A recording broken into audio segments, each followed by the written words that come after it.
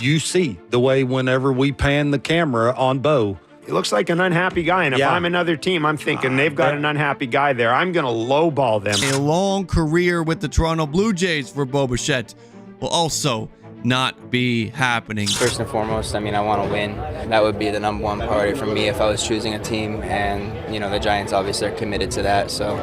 He was the American League hits leader in back-to-back seasons, an all-star twice, had 5 straight years with an OPS over 800, and now he wants out of Toronto. For months, there has been some serious speculation about the Toronto Blue Jays trading away some of their core pieces, and even though they avoided doing so at the trade deadline, it's looking like things are going to be very different this offseason. It was recently reported by Bob Nightingale that the Toronto Blue Jays are expected to entertain trade offers this winter for shortstop Bo Bichette, who has no plans to stay in Toronto once he's a free agent after the 2025 season. Yeah, this is where we're at now, folks. With the way that he's played this year and the ongoing injury concerns surrounding him, what does a Bo Bichette trade actually look like, and which team is he gonna be ending up with? What's up, folks, and welcome back to the channel. In this one, we are obviously gonna be talking about what a Bo Bichette trade might actually look like and which teams, if any, might be willing to fit the bill. Before we get into it, I encourage you guys to hit the like and smash the subscribe button if you enjoy Blue Jays content and discussion so you don't miss any future videos. All right, folks, let's get into it. So a Bo Bichette trade, if it happens this offseason, is gonna look a lot different than what it would have looked like just a year ago. 2024 was undoubtedly Bo's worst year ever, as he is currently sporting a negative .3 WAR and an OPS that is under 600. It's also very possible that Bo Bichette doesn't even touch the field again this season because he's currently rehabbing a calf issue that has plagued him all year long. On top of all of that, he's obviously closer now to free agency than he has ever been, and whichever team chooses to trade for him will only have 1 year of control before he hits the open market. All of these are big negatives towards Bo Bichette, and it's why his trade value is the lowest that it's ever been. So what would a Bo Bichette trade actually look like? Well, to be honest, it is really hard to pin down. One of the closest comps that I could make in recent years was actually the Randy Arozarena trade that just happened. Randy Arozarena has shown in the past that he can be a stud, but this year, similarly to Bo Bichette, he was not playing very well, and the Rays traded him to Seattle for their 12th and 22nd ranked prospect. The difference here is that Randy wasn't playing nearly as bad as what Bo Bichette has done this season, and he's got 1 more year of control compared to Bo. So honestly, a very strong argument could be made for why that return is a lot more than what the Blue Jays can expect for Bo Bichette. In complete transparency, folks, a trade for Bo Bichette is likely not going to blow anyone out of the water, and in my opinion, if the Blue Jays can end up with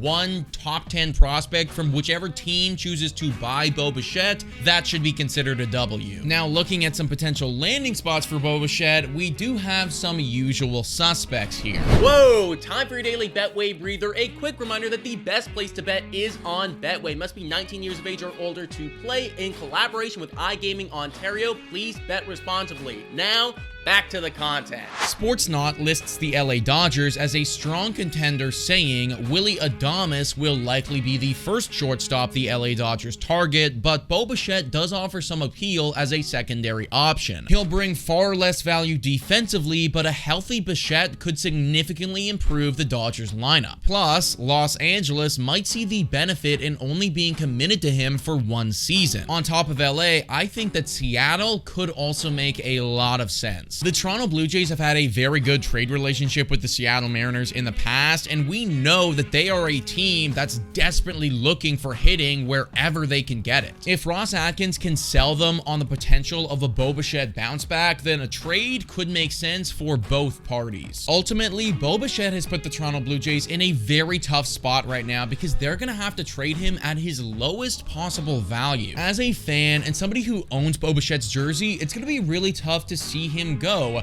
However, with everything being considered, I do think that it's time for the Toronto Blue Jays to move on. But folks, let me know what you think about all this in the comments down below. Thank you so much for watching, and as always, go Jays go.